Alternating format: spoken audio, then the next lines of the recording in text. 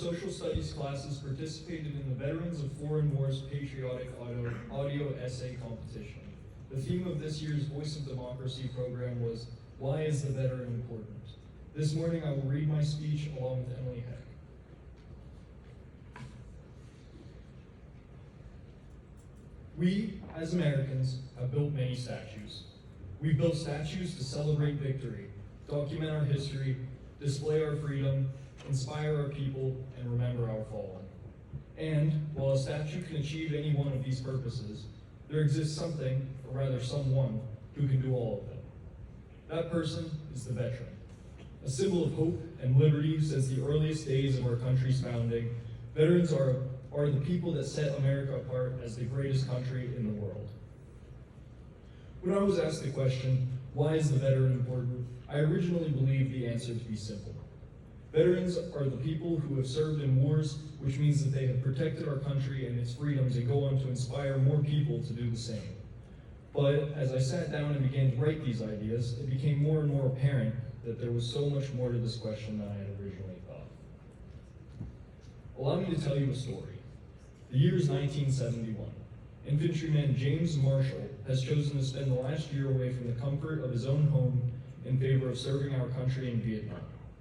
He returns home now after stray shrapnel has taken one of his legs.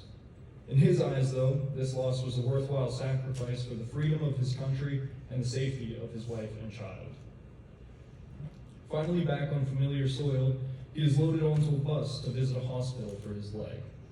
This is the moment he has been waiting for. But instead of being met with welcome home parades and celebrations, the streets are lined with protesters spewing cruel insults and chanting words of protest.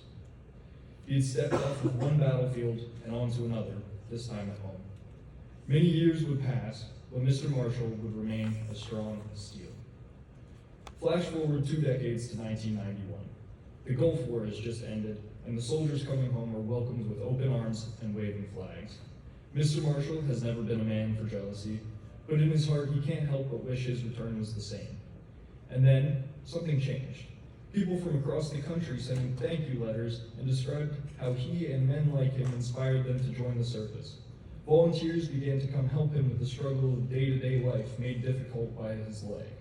It took 20 years, but people everywhere were thanking him for his sacrifice and his service. People came to a similar realization that being a veteran is about more than having fought in a war. Being a veteran is being a pillar of not just a community, but of an entire country.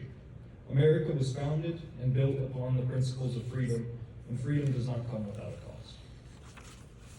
The men and women who served have risked life and limb to protect and uphold these principles for the sake of people they do not know and may never know.